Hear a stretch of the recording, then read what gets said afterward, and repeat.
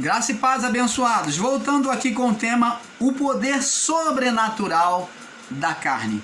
Então, abençoados, como no vídeo anterior, nós falamos aqui, mostramos para você, registrado no livro de Marcos, do capítulo 4, no verso 35, né? Marcos capítulo 4, do verso 35, aonde o ser espiritual, Marcos capítulo 4, verso 35 ao 41, aonde o ser espiritual, Satanás, com o poder sobre o mundo da carne, ele exerce um poder sobrenatural sobre as ondas do mar, sobre a natureza. Para os que ensinam, que diz não, que só Deus tem poder sobre a natureza. No passado, ele recebeu o poder sobre a natureza. E hoje, sobre o mundo da carne, ele exerce poder também. E ele pode também mexer com a natureza quando uma fé é exercida a favor dele. Quando fé é exercida a favor dele. Então ele exerce a manifestação. Então, amados, nós vimos que ele buscou roubar a fé que foi colocada por meio da multiplicação dos pães e peixes aos discípulos e todo aquele povo que recebeu e estava seguindo Jesus nos barquinhos, atravessando para o outro lado com Jesus e os discípulos. Então ele buscou roubar aquilo que foi semeado no coração das pessoas, colocando temor, medo nas pessoas. Vamos lá agora no livro de Marcos capítulo 6, no verso 45. Vamos ver ele prosseguindo na sua atuação maligna com o seu poder sobre a natureza. Marcos capítulo 5, no verso 45 agora. 5:45. Jesus anda sobre as águas. Aqui já é um outro acontecimento que teve. E logo obrigou os seus discípulos a subir no barco e passar adiante para o outro lado, em Betsaida, enquanto ele despedia a multidão. E tendo despedido, foi no monte orar. Então, como você sabe, Jesus, ele pregou a multidão, deu pão de comer, e então ele ficou na praia, ali no monte, orando. E quando ele termina a sua oração, já era tarde. Então ele, ao terminar a sua oração, não tinha barco na praia e nem barqueiro. Então Jesus, tendo mandado os discípulos seguir a caminho de Betsaida, eles estavam indo lá para a terra de Gadara, para a cidade de Gadara. Então os discípulos estavam no meio do mar e havia uma tempestade no meio do mar. Como não tinha barco, Jesus então, para não deixar os discípulos sozinhos, porque Deus não desampara os seus, ele não nos deixa sozinhos. O que ele fez? Foi para se aparecer, para mostrar que era poderoso? Transformar pedras em pães? Não. Ele não usou a fé para benefício próprio nem para exaltação, mas na necessidade de estar com os discípulos, ele caminhou sobre as águas. Não tinha barco, ele falou, vou andando. E então ele foi de encontro aos seus. Isso demonstra o amor de Deus para com os seus filhos. Então, chegando lá no meio do mar, vamos ler.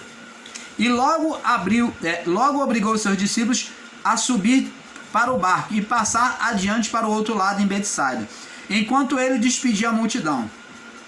E tendo despedido, foi ao monte orar. E sobreveio a tarde, estava o barco no meio do mar, o barco dos discípulos, e ele sozinho, em terra, na praia. E vendo ao longe que eles fadigavam a remar, vendo que o vento lhe era contrário, perto da 4ª vigília da noite, aproximou-se deles andando sobre o mar e queria passar-lhes adiante. Então Jesus queria está adiante dele para proteger eles. Isso demonstra a proteção de Deus. Mas quando eles o viram, quando Jesus buscou passar ele adiante do barco, para estar diante deles, para não ser lançado mar adentro, eles cuidaram que era um fantasma e deram grandes gritos. Opa! Porque os via e perturbaram-se. Porque o viam e perturbaram-se, mas logo falou com eles e disse: tende ânimo, sou eu, não temais. E subiu para o barco para estar com eles, e o vento se aquietou. Então, amados, nós vemos que os discípulos, estando no meio do mar, o ser espiritual levantou um vento sobrenatural para roubar a fé deles. Se você, ensinador em graça, teimar em ensinar pelo amor do Pai, se você ensinar, teimar em ensinar, dizer que foi de Deus, que foi Deus, olha, você está sendo contraditório, porque um Deus vai lá, lança um vendaval para criar temor no coração.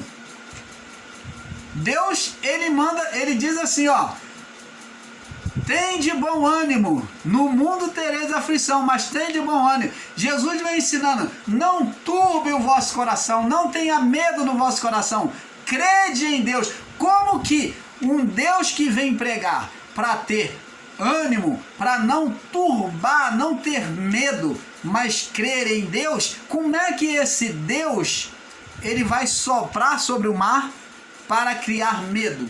Opa! Que ensino contraditório é esse a você que afirma que foi Deus que lançou a tempestade? Ah, mas talvez você vai dizer: mas a tempestade se levantou pelo acaso. Ah, foi? Mas a tempestade se levantou a partir do momento que eles receberam fé na multiplicação de pães e peixes. Eles estavam irradiantes de fé. E Jesus foi lá e acalmou a tempestade. Eles chegaram a ver, olha só, que Deus é esse que lança uma tempestade e vai fazer os discípulos olhar o Filho como mal, como maldição, como fantasma. É o que muitas igrejas evangélicas, muitos no sistema religioso, estão fazendo as pessoas olhar Deus como maldição, Deus como fantasma. Quantos estão aí pregando um Deus que mata? É Deus que mata, é Deus que manda o estrupador, é Deus. Estão pregando esse Deus fantasma. É isso que a religião está fazendo. As pessoas ver Deus como fantasma, um Deus com medo, um Deus que amaldiçoa, como a mulher de Jó disse: amaldiçoa a esse seu Deus e morre. Não que ela estava indo contra Deus, mas ela viu tanto sofrimento do seu marido, que era tremendo, se raspar com um caco de telha, perdeu tudo. Falecimento de todos os filhos, ela mesma já estava desgostosa, ela, depois de ver o sofrimento do seu marido ali se raspando no caco de telha, ela não suportou aquele mau cheiro, aquela suporação de pus sobre a pele dele, sendo comido vivo. Ela não suportou e falou: meu amor, talvez ela tenha dito: homem, sai desse sofrimento, o único jeito de você sair desse sofrimento, amaldiçoa seu Deus e morre logo de uma vez. Você pelo menos acaba com seu sofrimento. Ela não falou querendo e desejando o mal de Deus, não. Tanto é que Deus, por ela, Deus lhe dá filhos de novo. Pela mesma mulher, Deus lhe dá filhos e riquezas em dobro. Ela falou: sai desse sofrimento, amaldiçoa teu Deus e morre. E Jó, no seu entendimento, pregando de um Deus fantasma, um Deus de maldição, disse: mulher, receberemos o bem de Deus e não o mal. Opa! Um Deus que dá com uma mão e tira com a outra, um Deus maligno, um Deus bipolar, um Deus feiticeiro, um Deus traiçoeiro que dá com uma mão e tira com o outro. E é isto que a religião, alguns em graça, estão ensinando para você, que é Deus. Os discípulos falaram um fantasma, e era Deus. E era Deus. Era o Filho de Deus que vindo para poder resgatar eles daquela tormenta, daquela provação, daquela prova que eles estavam tendo em meio ao mar. Não vinda de Deus, mas do ser espiritual Satanás. Daí, amado, se dá a confusão dos ateístas dizer que Deus era o diabo e Deus é a mesma coisa, porque fazem uma interpretação errônea das escrituras, dizendo que Deus é bipolar, que Deus e o diabo são as mesmas pessoas, e isto não é verdade. Enquanto não enxergarmos a existência, a presença desse ser espiritual de Adão até o juízo, nós vamos ver Deus como fantasma. Deus vindo de nosso encontro, por mais que ele venha de nosso encontro, é o que está acontecendo hoje. Ele está vindo de encontro com a palavra no coração das pessoas e as pessoas estão falando: ó, o fantasma é o diabo, isso não é de Deus, isso é do diabo. Mas Deus está ali. O Deus encarnado está ali vindo. Porque as pessoas não têm entendido Deus da maneira correta. Porque não entende que houve um ser espiritual gerado por Adão e a sua mulher. Era o poder de Deus sobre Adão e sua mulher, em oposição a Deus, que aquele poder foi virado às avessas, que foi o mesmo poder de Deus, e agora combatia como inimigo de Deus e inimigo do homem. Por isso ele tinha que ser neutralizado por Cristo após ou no juízo. Você está entendendo, amado? Então, com o entendimento, vamos entendendo a palavra do Pai. Vamos agora lá no livro de Mateus também ver Mateus capítulo 14. Vamos ver o Satanás agindo. Ó, vamos ver aqui Jesus confessando que o ser Satanás está agindo. Mateus 14, 22, 23. Ele fala para Pedro a existência do ser Satanás trabalhando. Ou melhor, aqui Jesus anda sobre as águas. Nós já lemos, né? Mas vamos ler de novo. E logo ordenou Jesus que os seus discípulos entrassem no barco e fosse adiante para o outro lado, enquanto ele despedia a multidão. E despedida a multidão, subiu no monte a orar, à parte. E chegada já à tarde, já estava escurecendo, já estava escuro, estava ele ali só. E o barco já estava ao meio do mar, açoitado pelas águas. Porque o vento era contrário. Mas a quarta vigília da noite dirigiu-se Jesus para eles, andando por cima do mar. E os discípulos, vendo andando sobre o mar, assustaram-se, dizendo: é um fantasma, e gritaram com medo. Jesus, porém, falou logo, dizendo: tende bom ânimo, sou eu, não temais. Aí Pedro vem mostrar que tinha fé, né? Como você já sabe. Se é o Senhor, manda-me ter contigo. Então, amados, a religião, né, do sistema religioso e também do sistema, alguns do sistema em graça, está passando a um Deus maligno, um Deus fantasma, aonde ele produz o mal. Ele produz o tormento em meio ao mar da sua vida, de que o mal que acontece na sua vida é Deus. Há uma desgraça, é Deus.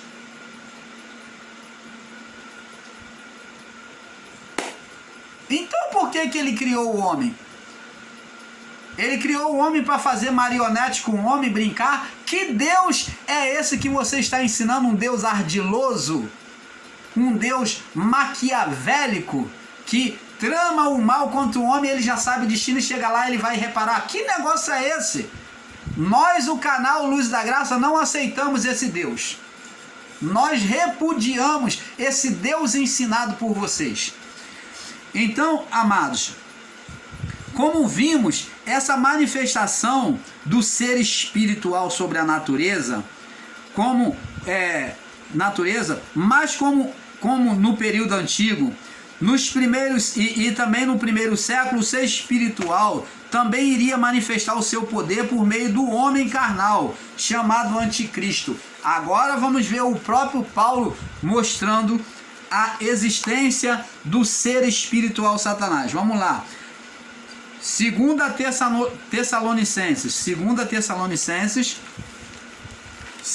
Tessalonicenses,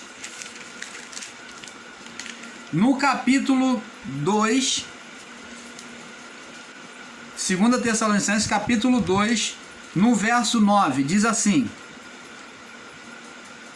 Vamos ler do verso...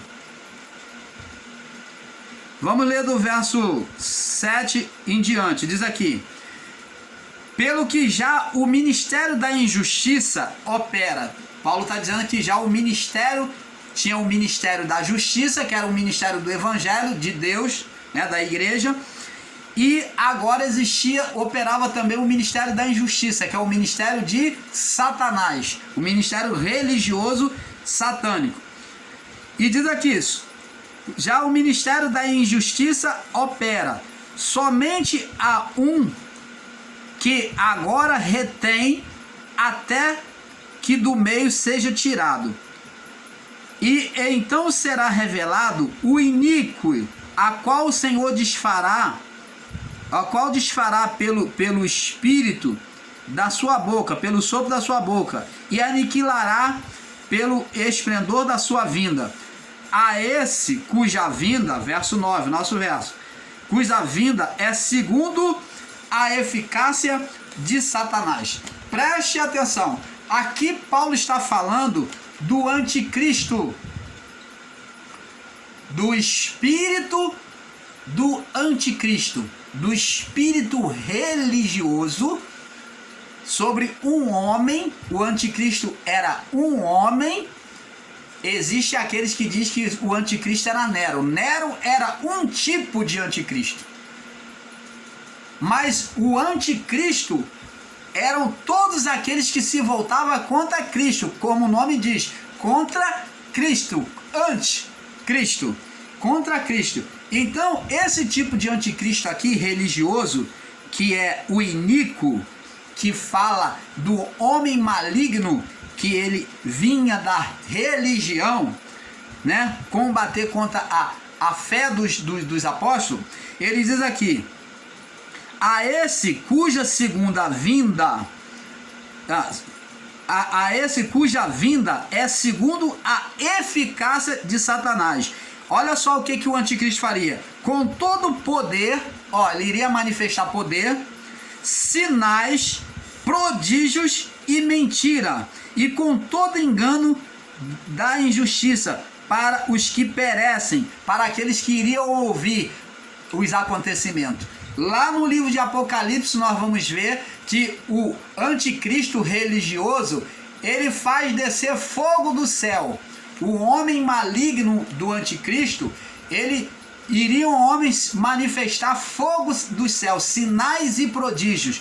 Assim como os discípulos faziam sinais em nome do Senhor, assim como os servos de Faraó, o anticristo encarnado, que é o ser Satanás encarnado, usando estas pessoas, iria manifestar sinais miraculosos, prodígios no céu e maravilhas. Com todo engano, verso 10, da injustiça para os que perecem, porque não receberam o amor da verdade para se salvarem. Por isso Deus os enviará à operação do erro, para que creiam na mentira. Então Deus enviar, não é que Deus vai fazer, Deus vai permitir, Deus vai deixar ele ser conduzido a essas pessoas, para que sejam julgados todos os que não creram a verdade, antes tiveram prazer na iniquidade. Então todos aqueles que tinham prazer na iniquidade seriam envolvidos no espírito do engano pelos sinais do espírito do anticristo. Você está entendendo, amado? Veja que ele, o homem iníquo, faria sinais e maravilhas sobrenatural. Apocalipse capítulo 13. Agora vamos lá para Apocalipse capítulo 13, que fala do espírito do anticristo, do homem iníquo, aonde Satanás opera no homem. Satanás fazendo o mesmo que Deus, operando no homem, como operou nos magos de Faraó. Diz aqui, Apocalipse 13, no verso 3, diz assim: e vi uma das suas cabeças com ferida de morte, e a sua chaga mortal foi curada, falando do anticristo. E toda a terra se maravilhou após a besta, e adoraram o dragão que deu poder, que deu à besta o seu poder, e adoraram a besta, dizendo: quem é semelhante à besta, e quem poderá batalhar contra ela? E foi-lhe dado uma boca para proferir grandes coisas, blasfêmia, e deu-se-lhe o poder de afligir por 40 dias e 2 meses. Então você vê que a besta aqui, ela iria trazer poder dos céus, e o povo iria adorar. Agora vamos no livro de Apocalipse, ainda no capítulo 16. Agora vamos para o capítulo 16, no verso 14. 16, 14. Olha o que João diz. 16, 14. Vamos ler do 13 em diante. Vamos ler do 12 em diante. Diz assim: e o sexto anjo derramou a sua taça sobre o grande rio Eufrates, e a sua água secou-se. Para que se preparasse o caminho dos reis do Oriente. E da sua boca, e da boca do dragão, e da boca da besta, que é o anticristo, e da boca do falso profeta. Quando se fala de falso profeta, está ligado à religião, ao ensino errado. Fala dos homens que se diz falar por Deus, e são homens enganosos. Então, da boca do falso profeta, vi sair 3 espíritos imundos, semelhante a rãs. Você está vendo? Que são espíritos de demônios, verso 14, que fazendo milagres vão ao encontro dos reis da terra e de todo mundo para congregar para a batalha daquele grande dia do Deus Todo-Poderoso. Você está vendo, amado? Então, abençoado, vamos agora para o livro de Apocalipse 19, 20. Apocalipse 19, 20. Diz aqui: e a besta foi presa, e com ela o falso profeta, o anticristo religioso, e que diante dela fizeram os sinais, e com que enganou os que receberam o sinal da besta, do anticristo, e adoraram a sua imagem, foram lançados vivos no lago de fogo que arde com enxofre. E os demais foram mortos com a espada que saía da boca do que estava sentado sobre o cavalo. E todas as aves se fartaram da sua carne. Então você está vendo aqui a besta religiosa, o falso profeta, sendo sentenciado. Então espíritos, homens que receberam poder de espíritos malignos, e hoje ainda existe homens com poderes de espíritos malignos, chamados de anticristo. Esse anticristo vai existir enquanto existir o homem. Então sempre vai existir os adoradores de Satanás, mesmo não tendo a sua existência, mas eles vão adorar ao poder da carne, ao poder de Satanás, e vão produzir e manifestar demônios, poderes sobrenaturais. Você está entendendo, amado? Então negar isso é negar a própria vida. Como vemos lá no livro de Êxodo 7, capítulo 11, 12, aonde os servos de Faraó manifestaram esse poder, tá bom? Manifestaram também, os servos de Faraó manifestaram, transformando o cajado deles em serpente, transformando as águas em sangue, também puderam fazer o mesmo. No livro de Êxodo capítulo 8, verso 7, verso 18, 19, também fala, nós já lemos. Êxodo 9, verso 11, nós já lemos. Agora vamos lá no livro de Deuteronômio. Eu não vou repetir esses que nós já lemos para não se alongar, tá bom? Então nós já lemos nos vídeos anteriores. Se você desejar, né, você pode assistir os vídeos anteriores que você vai compreender melhor. Não adianta você estar pulando o vídeo e depois estar criticando o irmão Paulo. Você tem que assistir a série do vídeo completo para você ter um entendimento daquilo que o irmão Paulo está falando, tá bom? Se for me refutar, assista os vídeos para poder me refutar, porque eu tenho base para poder estar refutando qualquer palavra contrária a este ensino. Eu tenho base bíblica para refutar e mostrar para você que o seu entendimento está equivocado. Deuteronômio capítulo 13. Tomai-vos homens sábios e entendidos, experimentados entre as vossas tribos, para que ponham por chefe sobre vós. Então tá vendo aqui que os magos, aqui em Deuteronômio, estava falando que homens experimentados, homens sábios, para se tornar como chefe.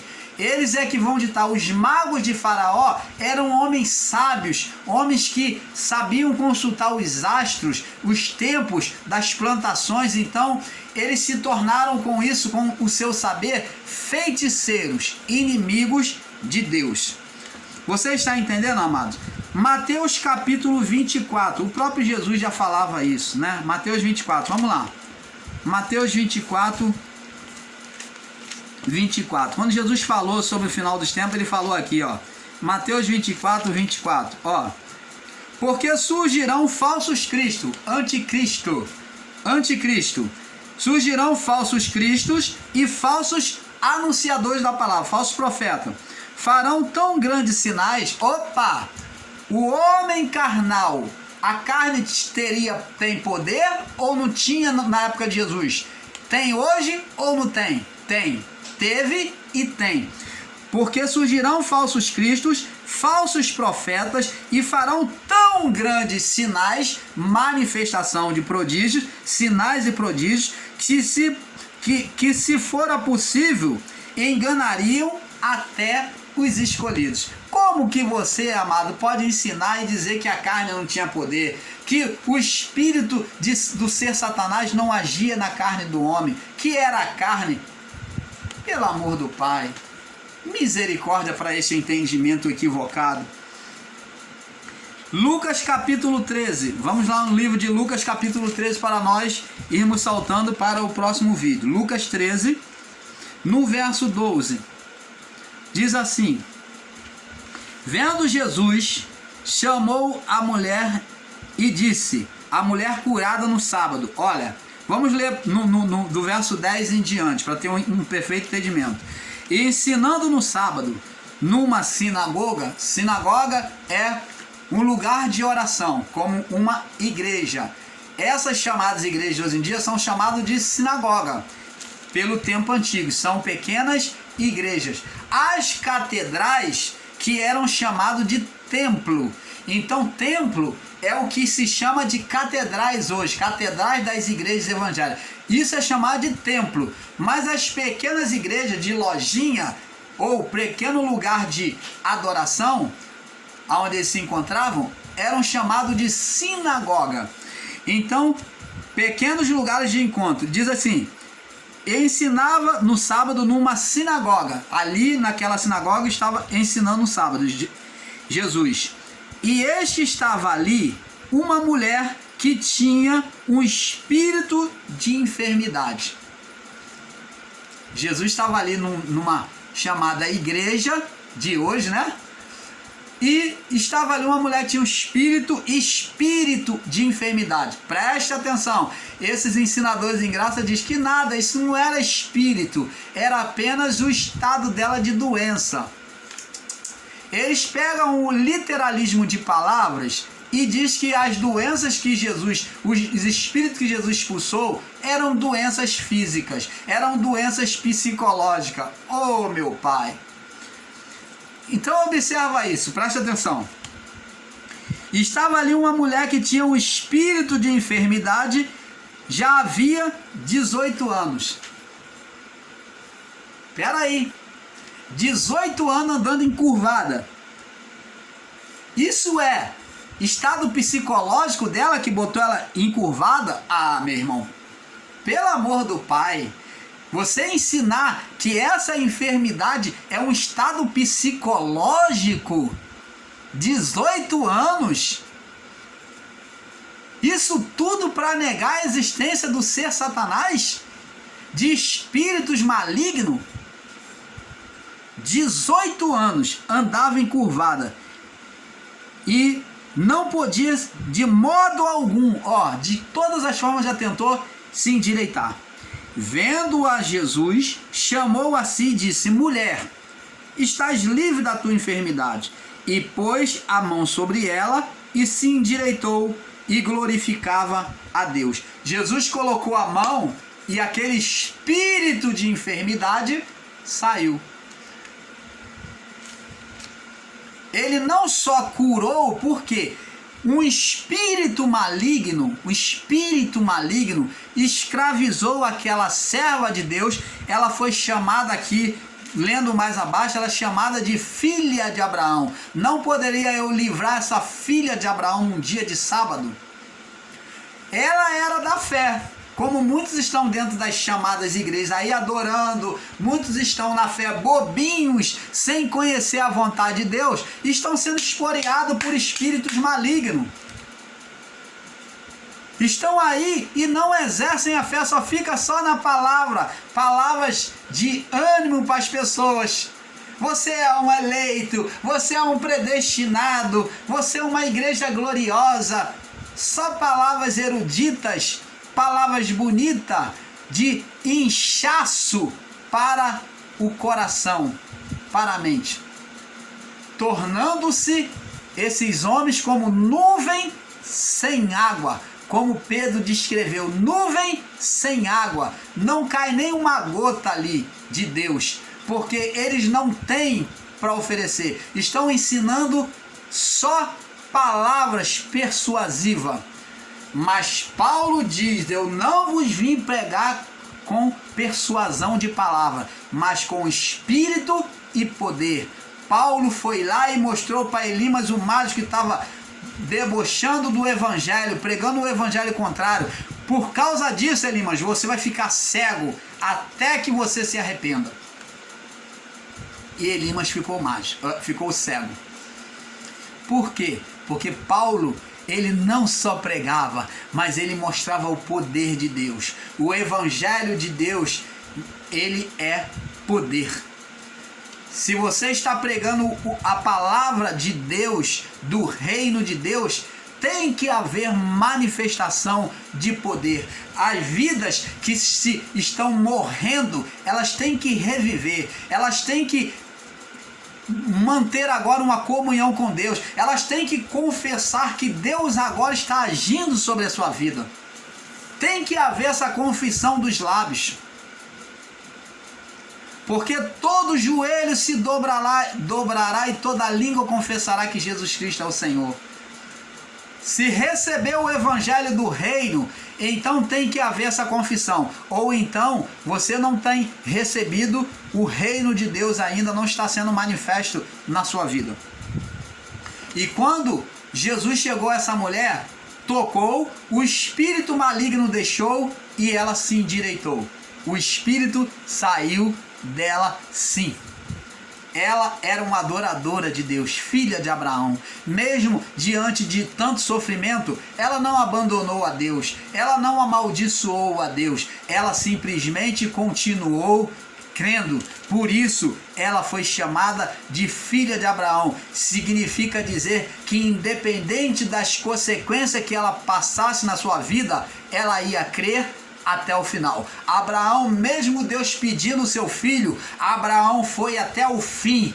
entregando o seu filho. A adoradora, 18 anos, sem poder levantar, de todas as formas procurou, mas mesmo assim ela ia buscar a Deus, confessando a Deus. Ela manteve 18 anos ainda encurvada, confessando Deus na vida dela. Ela foi chamada de filha de Abraão. E você sabe o que é ser chamado de filha de Abraão? Ser chamado de filha de Abraão, de filho ou filha de Abraão naquela época, era ser louvado como uma pessoa espiritual. Era o que mais os saduceus e os fariseus faziam, se envaidecendo a si mesmos, se dizendo ser filho de Abraão.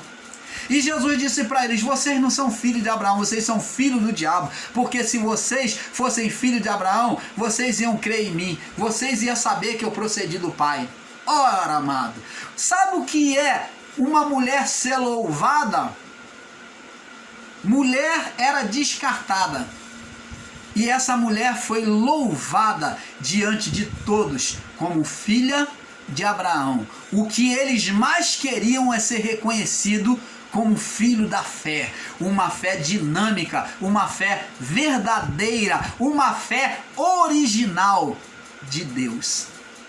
E ela recebeu este louvor, este testemunho, como Jesus foi testemunhado diante do Pai, dizendo: este é o meu filho amado em quem eu tenho prazer. Como Deus falou de Jó: observaste o meu servo Jó, ninguém há na terra semelhante a ele, homem íntegro, reto, temente a Deus, que se desvia do mal. E esta mulher foi louvada por Jesus como filha perfeita, filha da fé, que não abandonava a fé de forma nenhuma. Ela ainda assim amava a Deus, mas estava sendo esporiada por forças malignas.